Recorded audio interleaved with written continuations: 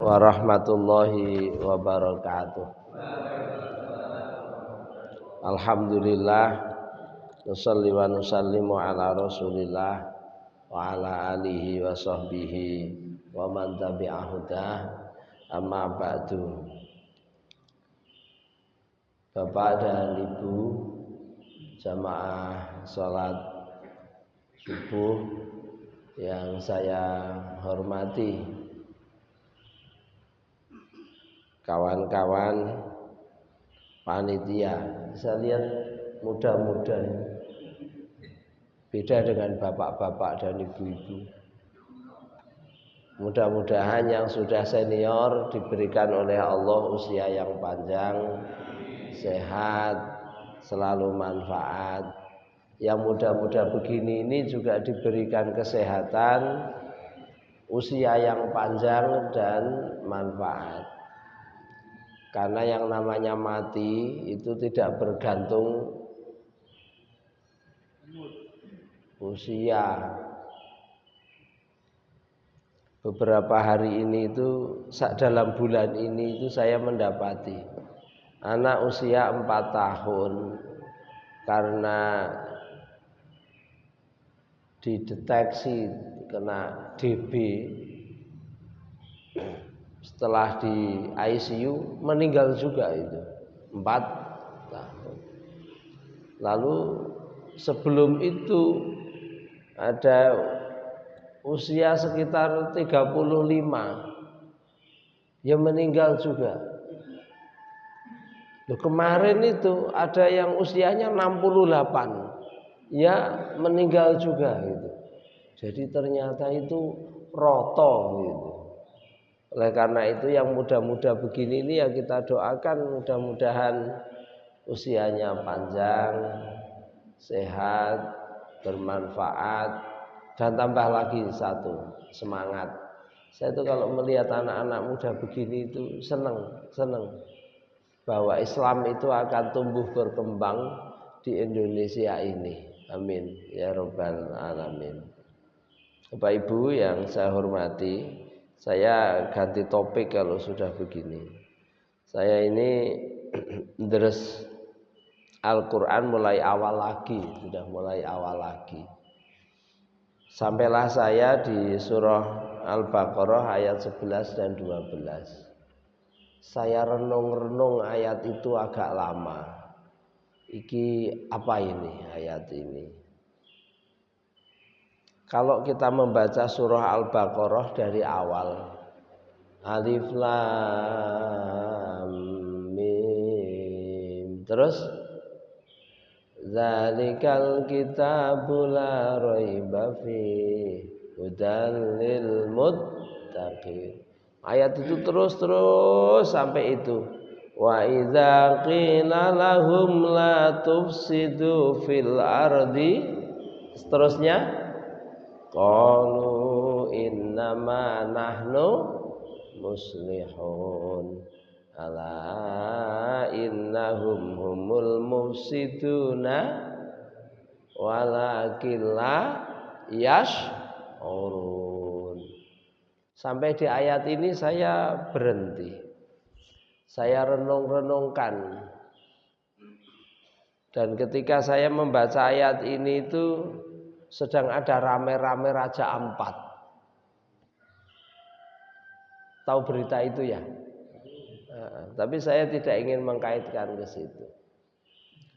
Ayat ini memberikan isyarat tentang sifat-sifat orang munafik. Jadi surah Al-Baqarah yang awal itu tentang sifat orang bertakwa.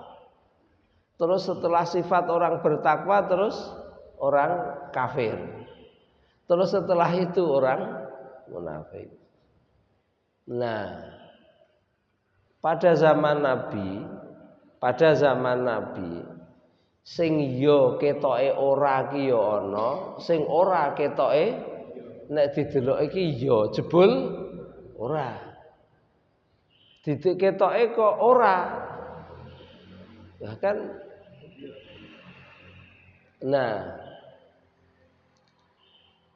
disebut di situ ada sifat yang kurang baik.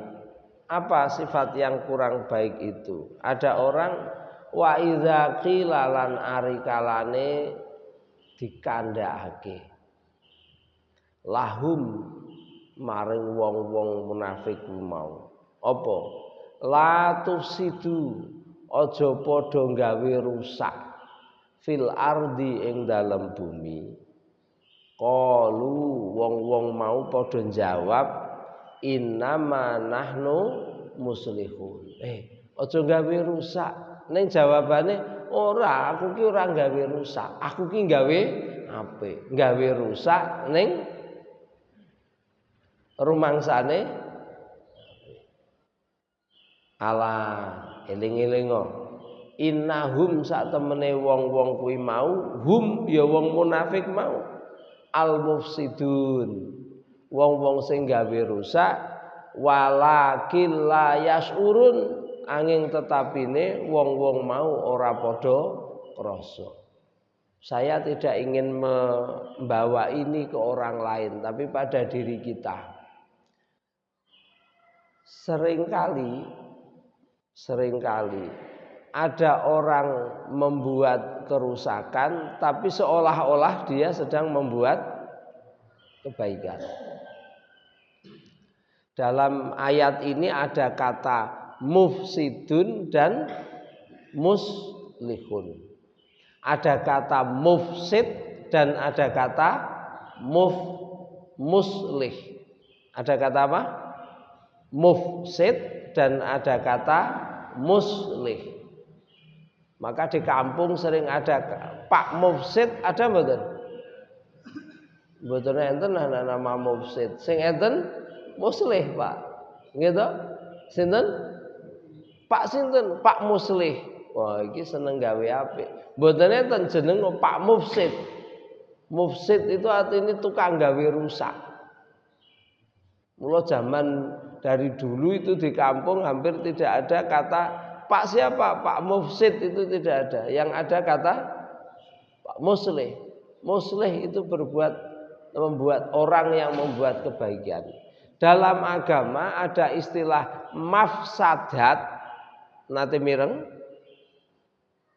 Mafsadat, yang satu maslahah. Mafsadat dan maslahah. Jadi maslahah itu artinya kebaikan. Mafsadah keburukan. Nah, dalam kaidah hukum ada menyebut idza ta'arada mafsadatani ru'iyya akhafahuma dararon.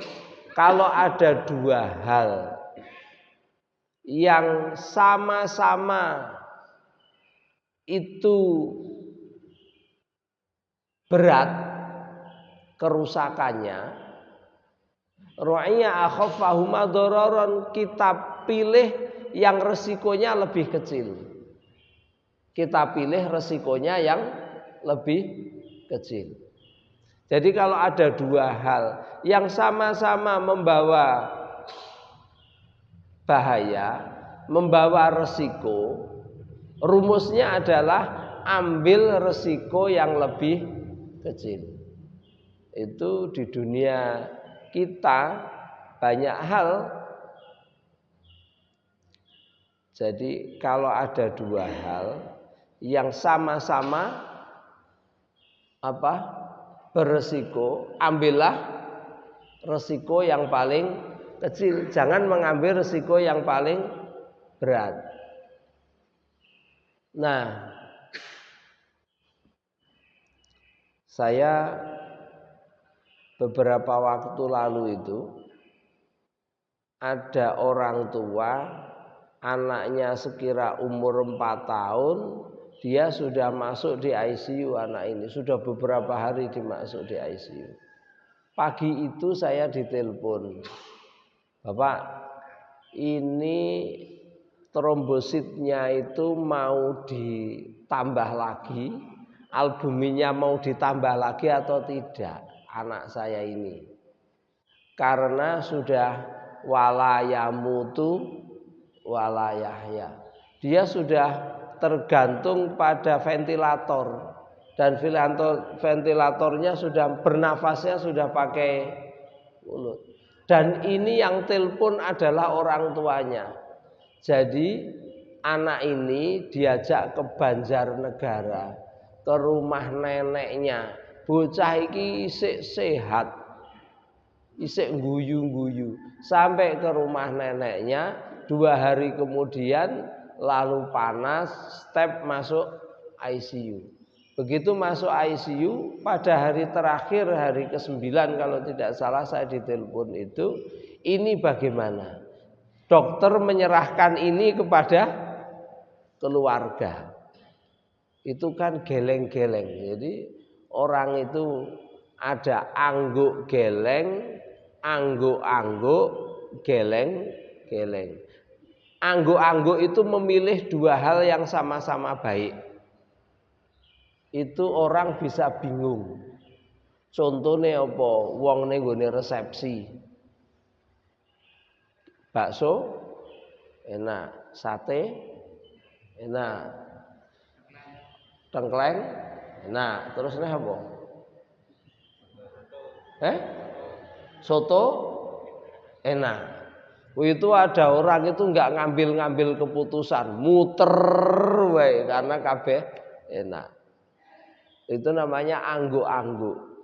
Ada yang angguk geleng, memilih satu baik, satu buruk, satu enak, satu tidak enak. Bisa enggak orang juga mikir? Mikir. Ada yang ketiga itu sing padha-padha ora anake. Ngene ya ora penak, ngono ya ora penak. Trombosit ditambahi ya wis mesake bocahe karena nafas sudah 100% dari ventilator.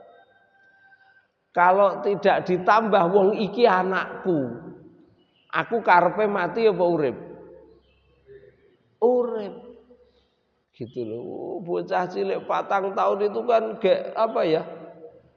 Wah, gak nyeneng-nyeneng kayak itu. Dan orang tuanya lihat di layar seperti itu. Dokter mengatakan apa? Saya serahkan keputusan pada keluarga. Telepon kula akhirnya kita berdiskusi dengan anak saya dokter itu, kita berdiskusi juga. Akhirnya keputusannya sudah tidak usah. Lalu jam berapa itu? Sekitar jam 12.10 anak ini meninggal. Hidup kita itu seringkali ada mafsadat dan ada maslahat. Tapi kaidahnya itu apabila ada 2 hal yang sama-sama itu mengandung resiko, kita disuruh memilih yang resikonya lebih kecil. Itu. Lebih kecil. Mengambil resiko yang resikonya lebih kecil. Nah, dalam hal ini ayat ini mengingatkan seringkali orang memandang yang buruk itu baik, tapi tidak merasa itu. Jadi melihat yang buruk itu baik, tetapi titik tekan saya dalam ayat ini adalah walakilla yashurun. Seringkali kita tidak merasa bahwa sedang berbuat buruk. Seringkali kita tidak merasa sedang berbuat buruk ning ketoke rada apik. Tidak disadari. Ada banyak hal itu. Saya contohkan itu. Ibu-ibu itu kalau ndulang anaknya karo apa? Sambil jalan-jalan ya. Ada toh orang tua apa? Ndulang itu apa ya? Mosok anaknya disuap.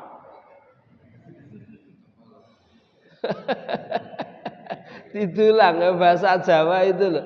Bahasa Jawa itu disuapi itu ya, disuapi ya, didulang itu. Karo mlaku itu. Saya tidak hendak maksudnya ayat begitu, tapi saya memahami ayat ini itu mengingatkan saya, iya ya, ada hal-hal tertentu yang kita itu tidak merasa sesungguhnya jane iki yo gek gawe elek, gawe rusak, ning ora tidak terasa. Tidak terasanya itu loh, tidak terasanya itu yang ingin saya tekankan. Enggak usah jauh-jauh, ibu-ibu memberi makan kepada ndulang putune karo mlaku. Pernah kamu lihat, Mas? Jangan-jangan kamu juga hasil itu. Ya kan? Lalu etikanya makan itu sambil apa? Duduk. Kuwi malah putune dikon gitu loh. Lalu dia menanamkan kebiasaan cucunya besok nek gede nek maem es karo apa? Laku malah maem pelem ki yo peloke dikerokoti karo laku. Dan itu wis kebiasaan ibu-ibu juga. Esok-esok senam lansia. Habis seman lansia entuk dunduman PMT. Jenengan entuke napa? Kacang ijo. Kacang ijo digobali ana sedotane karo disedoti karo mlaku ngono. Oh, ini hasil dolanan dulu. Lho nek makan itu mestinya kan sambil duduk. Lah kok iki malah dikon mlaku. Satu sisi berbuat baik apa tidak? Supaya putune apa? Waret. Kan gitu toh. Kenyang, bergizi. Tapi satu sisi ada enggak resikonya? Apa? Akhlaknya kurang bagus karena menanamkan makan sambil jalan. Walakin layas urun ning krasa apa ora? Ora krasa. Ora krasa. Nah, saya enggak iya ya. Banyak hal yang sebenarnya itu membuat kita rusak, membuat kerusakan, tetapi kita itu tidak terasa bahwa itu sesungguhnya sedang membuat kerusakan. Ngamal, kowe ngerti ra? Masjid kae aja tak bantu. Oh yo lawange tetep ra ono.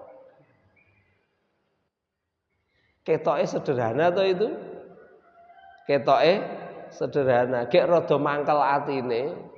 Itu gek rada mangkel atine. Masjid kae aja tak bantu.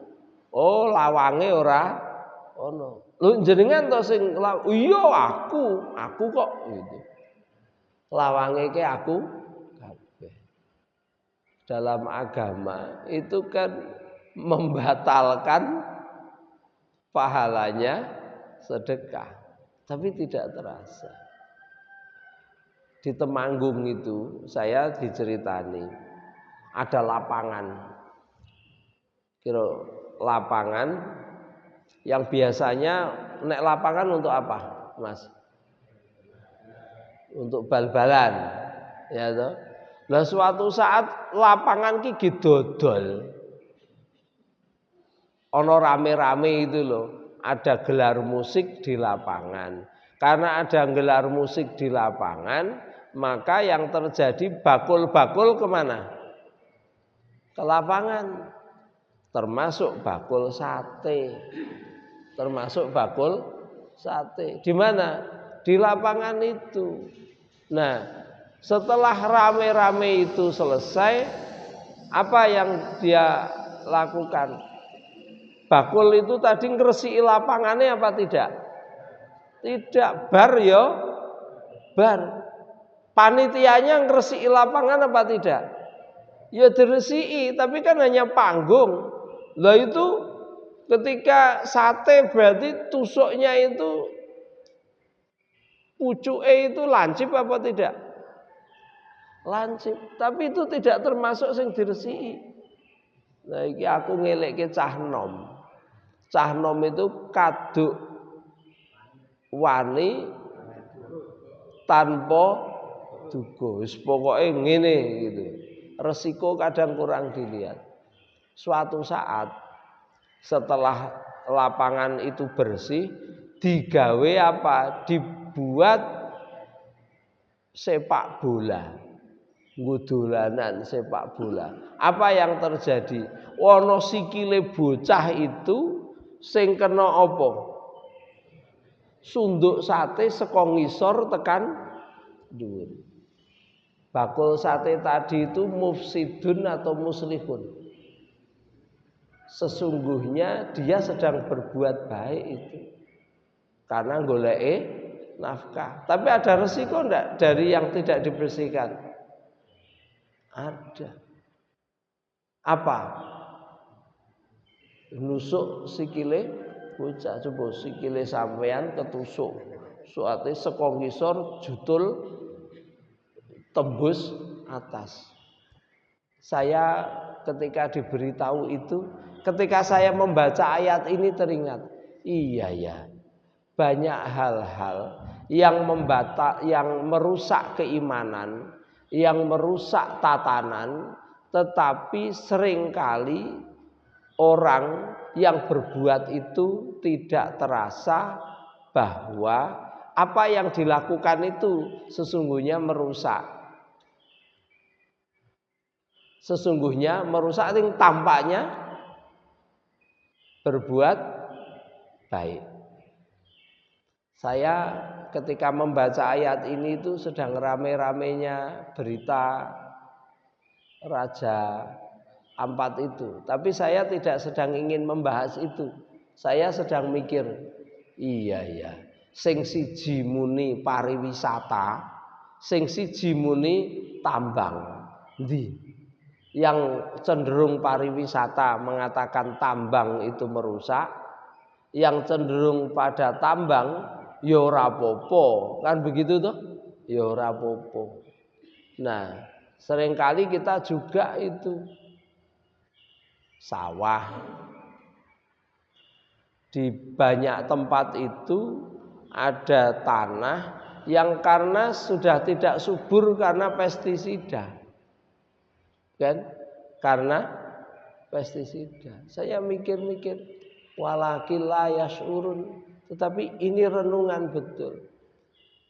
Saya jalan-jalan di orang nanam seledri. Seledri ngertos mboten? Iki aja-aja sing nom ora ngerti. Mas sampean seledri ngerti enggak? Tahu ya? Nggo apa? Hah? Nggo apa, Mas? Buat masak. Nek diuntut ngono piye? Seledri. Saya jalan itu. Iki kok seledri iki kok subur banget. Api ijo-ijo gitu. Saya tanya kepada yang menanam itu, Mas, ngeten iki nggih disemprot. Disemprot apa? Pestisida. Lho nek mboten disemprot nggih mboten saged ngeten iki gitu loh. Nek mboten disemprot nggih mboten saged ngeten. Saged ngeten iki mergo disemprot. Jadi seledri itu disemprot apa? Pestisida. Sedangkan orang makan seledri itu biasanya diapakan? Mentahan apa orang makan apa? Orang makan soto pakai seledri enggak? Nggih. Nggih. Seledrine matang apa mentah? Mentah. Tapi saya mendapati seledri itu disemprot pestisida. Lalu saka pasar mung dikumbah ngono wae. Jadi satu sisi itu adalah berbuat kebaikan, tapi pada saat berbuat ada sesuatu resiko kerusakan, tapi sesungguhnya di dalamnya dimaksudkan untuk kebaikan, tapi itu beresiko. Nah, seringkali kita itu melakukan yang paling parah itu orang melakukan kerusakan tetapi tidak merasa bahwa sedang melakukan kerusakan, seolah-olah dia sedang melakukan kebaikan. Nyeneni anak di depan umum, nyeneni anak, memarahi anak itu kebaikan atau keburukan? Kebaikan. Bocah nyatane salah. Nyeneni bojo, istri, atau istri ngandani suami, suami menasehati istri, atau istri usul pada suami, itu kebaikan atau keburukan? Kebaikan. Itu kebaikan. Tetapi ketika itu dilakukan nyeneni anak di depan umum, jadi anak itu kok dijewer tapi di depan umum. Saya itu pernah melihat bocah ya bocah. Mungkin kita kan juga termasuk bocah. Apa? Njaluk dolanan ning ngarep toko. Minta mainan di depan toko. Nah itu ora wong tuane duitnya terbatas. Wah, akhirnya bocah apa? Nglemprak ning kono. Sampean tahu ngono kuwi? Ada ndak anak kecil yang begitu itu? Nglemprak ning kono. Ora wegah jak bali, mo gitu kan. Sing bingung sapa? Yang bingung siapa? Orang tuanya. Yang bingung orang tuanya. Ora dibopong ning malah dijewer. Wong wis ngerti ora di duit njaluk kuwi gitu kan. Dijewer, anaknya apa? Nangis itu. Niatnya baik atau buruk? Baik. Tapi sesungguhnya ada enggak resiko rusak di situ? Ada. Karena kemarahannya hingga orang tua berbuat sesuatu di depan umum.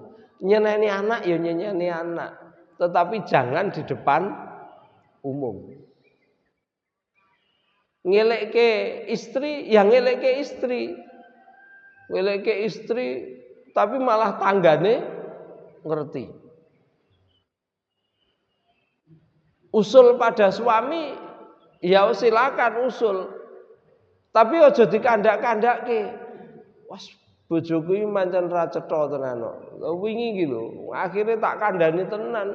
Lah ngopo? Lah wis ora cetha ngene, kudune gaji ke-13, kudu di ngene, malah gawe tuku ngene. Wow, aku jengkel aku. 3 dina aku nesu kuwi.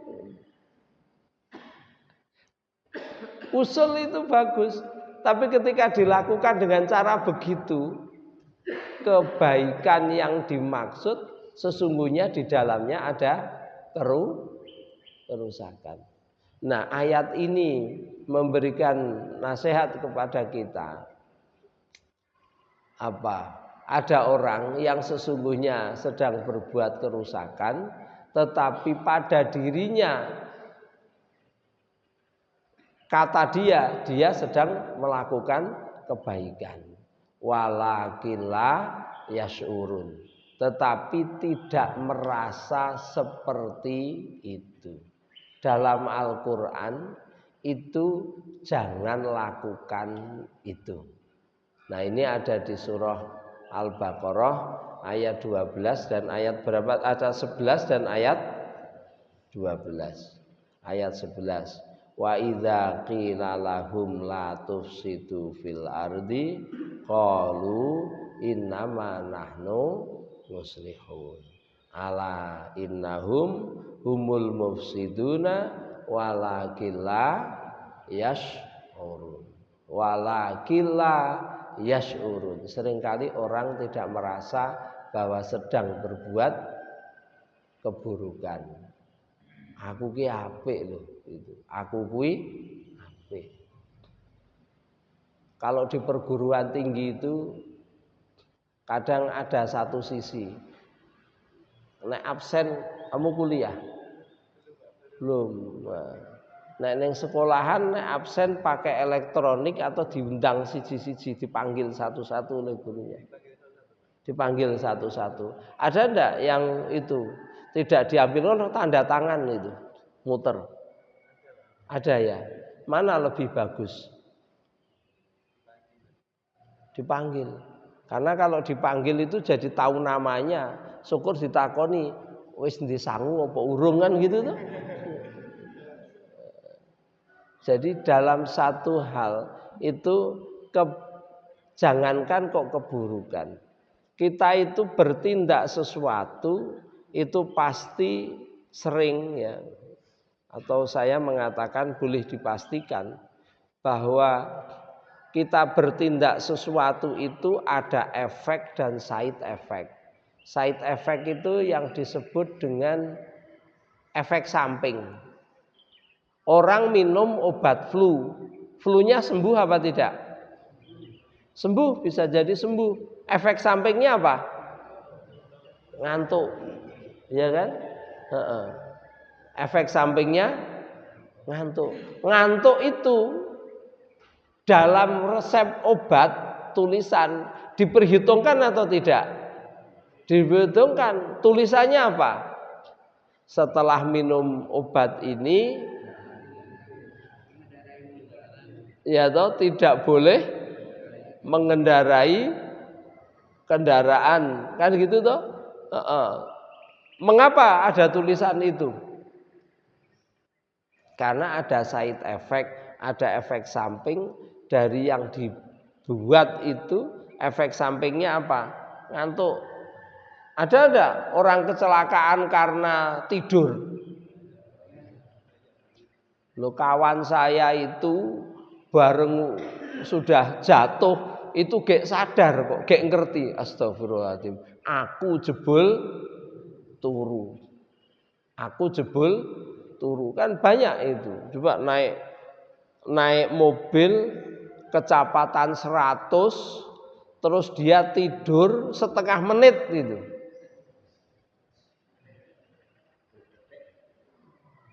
Kok setengah menit? Detik ya? Maka kalau orang minum obat flu ada peringatan di sana, peringatan kalau setelah minum obat flu itu ya, lalu tidak boleh mengendarai kendaraan. Artinya orang yang membuat obat flu itu sudah memperhitungkan resiko. Kalau begini nanti akan ada begini. Lah cah nom kuwi kadang-kadang kaduk wani tanpa duga. Anak muda itu wis wae lakoni sik wae. Lah engko piye? Engko dipikir engko, kan gitu toh. Oh itu dipikir carry itu. Dipikir carry. Lagi piye kenal potmu ngene? Wis pokoke gawe sik, sing penting grong. Sing pekak kupinge sapa? Tanggane. Sama dengan orang membuat itu loh, jendulan itu loh. Di jalan, ojo muni polisi tidur lah. Wong polisi itu enggak pernah tidur. Jadi jenggulan di jalan itu kan. Jenggulan di jalan. Ada jalan itu begini, dibikin begini. Kalau berjalan ke arah timur berarti lewat jalur kiri toh. Kita itu kan mengenalnya jalur kiri, tidak jalur kanan. Kalau di Saudi kan jalur kanan, tidak jalur kiri. Nah, yang diberi jenggulan itu yang sebelah kiri, Mas. Ketika dari sana yang diberi jenggulan sebelah kanan. Jadi jenggulannya itu tidak sini pol sana. Tapi sing kene iki ya mung separo, yang di sini ya. Saya lihat itu lama-lama itu jalan yang menuju ke sana, yang sebelah sini itu ambles. Ngopo ya dalan kuwi kok ambles? Setelah saya lihat itu ternyata orang itu menghindari apa? Jenggulan itu dengan cara apa? Melipir gitu loh. Yang dari sana juga begitu. Oh gitu ya. Maka ketika membuat jenggulan tadi kan harus sudah diperhitungkan resiko dibalik jenggulan itu. Nek tak gawe ngene engko dadine ngene, nek tak gawe ngene dadine ngene. Dalam perhitungan-perhitungan itu pasti teknis ada. Tetapi seringkali walakilah yasyurun. Kita itu tidak merasa bahwa ada resiko yang bakal muncul di balik perbuatan baik yang kita lakukan.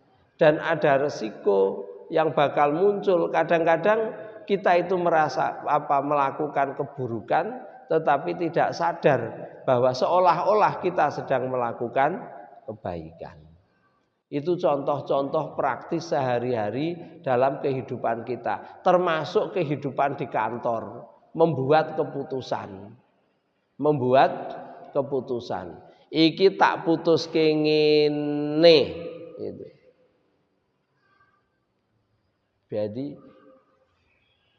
kalau di kampus itu ya UKT, dan itu tuh, kalau di pemerintahan itu ya ada banyak lah yang dilakukan itu. Keputusan itu begini, maka sesungguhnya harus sudah diperhitungkan. Kalau begini nanti akan begini, resikonya begini. Karena hidup itu ya hanya begini-begini itu.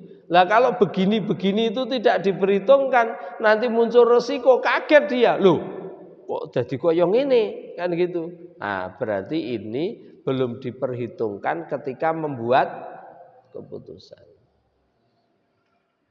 Kemarin ada rame-rame di sebuah kabupaten. Mosok iki sono perumahan ning kene iki piye gitu loh.